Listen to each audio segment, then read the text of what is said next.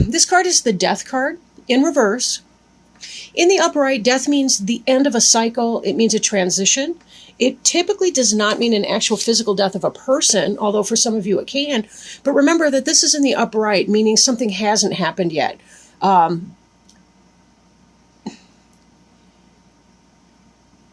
There's a new cycle that's going to be happening for you. I may be a little distracted. My cat's over here, and he's curious about everything. Excuse me. Anyway, what this means is there's some kind of a cycle or a chapter of your life that's coming to a completion. It has not happened just yet. But understand that death is a natural clearing process. It's kind of like at the end of summer and fall, we see there's that little death as we go into winter, right? The leaves in the trees, they change colors. They have kind of their final swan song. And then they fall off the trees. The trees kind of go into a dormant period, most of them. At least there's a retarding of growth that occurs if there's, say, an evergreen tree. That's not a big growth cycle.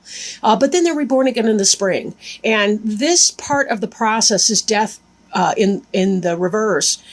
Excuse me. That can simply mean that there's a delaying of some sort of an end of a cycle that would be happening for you. So, but it may be just simply a temporary delay. Doesn't mean that it will be delayed forever. But that is coming into play here. Or at least that's sort of, I guess, the one card summary, if you want to think of it that way, of your reading in general. The Judgment card in reverse is the card that's covering you, meaning this is the basic energy you're operating in right now. In the upright, this really is about that closing of a chapter and what comes next. Really what comes next, it's kind of, there's a personal growth experience, a spiritual growth that occurs for you that is coming. And this is about the celebration of having gotten through the rough times, having learned your lessons from that cycle. Because it's in the reverse, you may not quite be there yet to the celebration that, oh, thank you, God, the cycle's over. So there's that influence. It ties in with the Death card really, really beautifully. It really, really does. Right? For some of you that are interested in that, the Death card can be a Scorpio. Judgment can be a Libra. Influence. I don't tend to rely too heavily on major arcana cards such as these and what zodiac sign they tend to go with. But I tend to think of these more as the spiritual journey of the person within them, and then look at some of these type of cards, the court cards, Queen, Page, Knight, King cards as representing more the people. Which brings us to our next, which is the Queen of Pentacles, Queen of Coins. This is an influence that's coming into play. This person here, she is a wise, benevolent mother. She could be a Virgo. She could be Taurus, Capricorn. She's a woman that is in her own. She is materially established. She has a house. She has a business. Maybe she's a manager.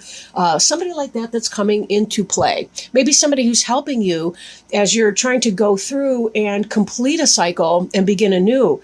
Pardon me. I know last time in Scorpio reading, I was thinking that some of you may have been pregnant. This would be potentially about you haven't quite gotten through that cycle just yet.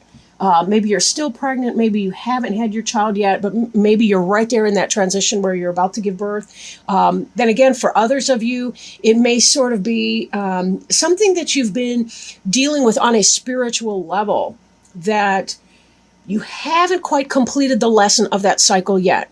One thing we do know is that we tend to repeat ourselves. History and ourselves tend to repeat ourselves if we're not able to learn from a lesson. So perhaps this is that there's somebody who's that earth sign or that practical wise person. Could be a woman, not necessarily, but somebody with kind of a maternal energy or a loving embodiment of energy who is very practical and maybe the person who soothes you when you're experiencing emotional distress because something is not making sense for you yet. You're not able to make sense of whatever that struggle is that you've been going through. So this could simply be wise counsel from someone, right? But either way, we need our friends right now, any of the difficulties that we're going through. crowning you. That's sort of what's on your mind, what may come to pass, depending. In the upright, this is really about movement, travel, changing jobs, changing locations, moving. This is in the reverse, so that transition has not yet happened. But again, that's kind of a reinforcement of the Judgment card in reverse, the Death card in reverse. You're not ready to take this next step, perchance, because you haven't quite figured out what it is that you're supposed to learn from this so that you can make more sense of what your next steps are going to be. So there's sort of an arresting or a pause, a delay in this type of movement. Now, the Swords cards are air. That's thoughts, that's intellect, it's communication, email, internet, whatever. But it really has to do with ideas. So just in recognizing that, sometimes it could be a mental move, if not an actual physical move. But again, whatever that is, that's an arresting or a pause button in that that level. And again, I'm for this, I think it may be that something's not making sense for you. Some experience that you've been through that's been a very deep one of spiritual significance. You haven't quite been able to make sense of what the lesson is that you're supposed to take from that. But good news is there is good support. Now, this card is beneath you. This is what you have already, or what you will have, what is already in the cards, if you want to say. This is something that, while this Six of Swords in the reverse is kind of hypothetical, meaning we are creatures of free will. So we have a choice as to whether or not this comes into play, or others in our life have a choice as to whether this comes into play. This is something that the wheels have already been set in motion. So if you're not experiencing this energy, you will be. In the upright, this is a person who has done everything that they need to plant seeds, make them grow. They've tilled the soil, they've planted the seeds, they've watered, they've put nutrients. I know I'm getting the order of that wrong, but you get the idea. This person is waiting for something. They're waiting for the seeds that they've sown to reap the benefit. This is coming out of that. This is the harvest time, right? This is a harvesting of that. This is giving birth if you're pregnant. You're either about to give birth, or you have already or recently, or in the situation of somebody who has maybe applied for a new job, you've been accepted for the position, or you're about to be accepted for that position, or they've made their decision and they're about to communicate that information with you, right? But just like we see up here, for some of you, it may be that the information hasn't come in. They've accepted you, they want you, but they haven't given you the call or the email yet to say that they've chosen you for that position. So there's that. Okay. Moving forward, this is in the future. This is before you. This is the Chariot card, and it is in the upright. Please note that in the Rider Tarot deck, the Chariot, if you look at these Sphinx creatures, and they do represent the balance of polarities, duality, right? Now, the Chariot card does associate with Cancer. So again, for those of you that are giving birth, if you're giving birth right now, it's maybe not in this second, your child is likely a Cancer. But in this, you'll see the individual is here with the Chariot, but they're not moving. They're just sort of laying there, right? These two Sphinxes. These represent the masculine, the feminine. Well, the white is masculine, the black feminine. The yin, the yang, whatever. Okay, night, day. Emotions, logic, right? Emotions and reason. And as human beings, we are gifted with both of those things. Part of what we have to do on Earth is make room for both of those. We're trying to find a balance between our emotions and our logic.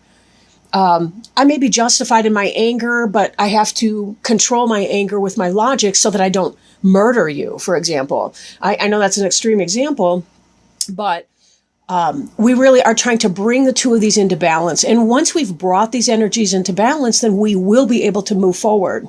So this may be, again, this idea of a temporary arresting of movement, but it's not going to be long. It shouldn't be long for you for that. The card representing you is the Hermit. And again, for those of you that were expecting, this could be your going within. I mean, most of the people that, most women when they've got a brand newborn, they're not trying to go out and be the life of the party, right? There takes a time where you need to retreat. For those of you that are not in that energy, maybe you have been looking for a new job, right? I'm not seeing a whole lot of relationship, as in romantic relationship energies in this deck. but in this spread, it is possible, though, for some of you that you are in that type of energy, not necessarily. But the Hermit really is about going within and sort of lighting your own way. The Hermit is that wise soul. And this is really what is needed right now in order for this Judgment card to turn into the upright. Yes, there's a sense of the need of counsel with this other person, but you also have to do a lot of the work yourself, because this is in the reverse. If this is less of a spiritual journey, it could be being mistaken about something, but receiving that good counsel anyway. Oh, pardon. I hate being all crumbled up on tape. But the Hermit really is about taking time to sit with the information, meditation, going within, and figuring out what this needs, what you need to do, what steps you need to take to get this chariot in motion, to balance your conflicting energies, to be able to turn this I'm not going anywhere kind of energy to movement, travel, if that's what you decide to do, right? In your environment, again, we see another helping female type influence, the Queen of Wands in your environment. That would be Leo, Sagittarius, or Aries. Note she's got her little black cat as a friend, like my little black cat over here, Merlin. But this person is somebody who is fiery, is feisty, is passionate, but is also a benevolent source. This is a person that would fiercely defend you if something were going wrong. This could be how you're impacting your environment right now.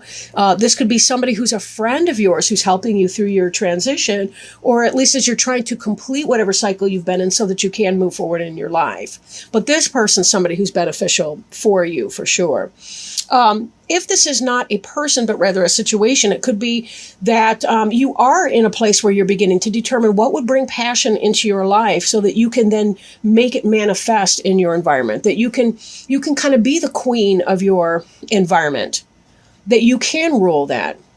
This is very definitely, you look at the lions up here, you look at the sunflower, there's lions on her throne, even the black cat is symbolic of lions, this is Egypt. They had a lot of lion and cat symbology in Egyptian mythology. This situation has a lot to do with regality. And, that doesn't mean royalty in a literal sense, but I like to think that class, any person can be classy regardless of the situation of their birth. That's really the American ideal, which is that nobility of character is what counts in a situation, but really bringing that forth, no matter what your distress or your struggles are. This is about bringing that forward with elegance and grace, but really mastering the things that you feel the most passionate about, like your home life, right? Really bringing that to bear. Oh, I do think I forgot one card. I apologize for that. Behind you is the Emperor card. This could be an Aries possibility. Okay, but this is certainly, he's the ideal father, husband, person. I don't have to be sexist here, but this is the person who is ideal in the situation. This is your perfect match, right?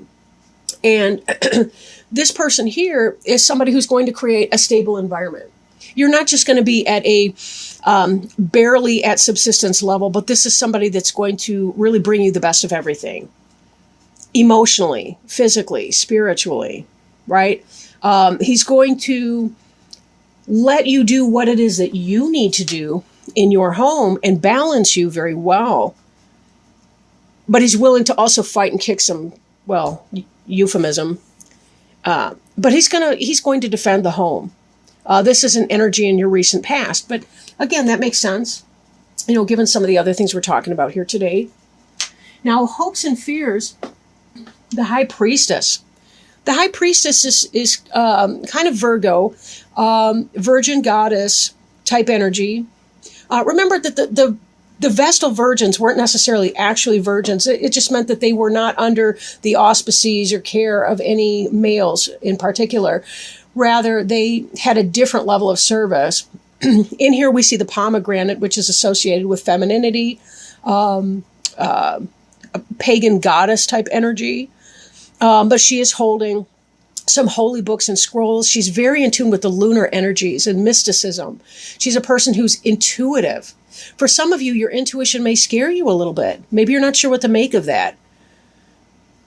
Then again, this could be exactly what you're hoping for. And I do have this thought that a lot of times the things that we want the most are the things that we actually do fear.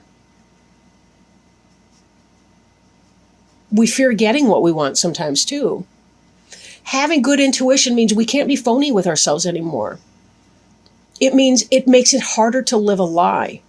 At the same time, it makes it easier to live in our truth. But a lot of times we may not come into an awareness of what our truth is until we get to this place. And then we realize, oh man, I've got to make a lot of changes. There's a lot of things I'm going to need to do differently. But I feel like all this delay that you've been experiencing here is coming to an end. And we see right here, we have the Ace of Wands card. This is fire, passion, new beginnings. This is wonderful. This is that experience of birth, symbolic or literal. You're rebirthing something in your life. You may not know exactly what that is that's coming in, but this Chariot is going to be taking off with this energy here. Finding a balance between the black and white, the dark and the night, the feminine and the masculine energies, the conflicting feelings within you, being able to harness both of those polarities, the dualities that you're feeling, and to be able to harness them and move them so that your Chariot is moving in one unified direction. Turning this from the upside down into the upright so that you can move on in your life. Again, that's a delay over there, the Six of Swords in reverse. So is the Chariot sitting there in that way, not springing forth. This is telling you that whatever that was that you were trying to manifest, it is coming in. And it will be coming in very quickly too. You do have help. This Queen of Pentacles here, this could be the person, this could be the manager, the supervisor, the hiring person that's going to offer you that job. Look at that great big coin she's ready to offer you. That is exciting. Something's coming in. Again, whatever this is, whatever seeds you've sown, they are coming into fruition. This is happening. This is an offering she's making. And given the position, she's looking right at you. Right at your harvest right there. That's a great thing coming in. So that ends our journey over here. But I did want to pull one Healing with the Angels Oracle card over here and see if perhaps Spirit has anything to offer us or any words of wisdom that might help you, especially as you're looking to change this energy from slow moving and stagnation a little bit. I don't want to say stagnation because, you know, when something is growing, there's a lot of activity under the soil long before we ever see the first shoots come through the surface of the earth. So it's not that it's actually stagnant. It's just that our eyes are incapable of seeing it. We don't see it or hear it or smell it because of the limitations of our physical makeup. But it is coming. It is really coming for you. I'm very excited, Scorpio. I think you got a lot of good things going on. A lot of really good stuff that you're going to be feeling passionate about. You're going to be excited about. You're going to have mastery over.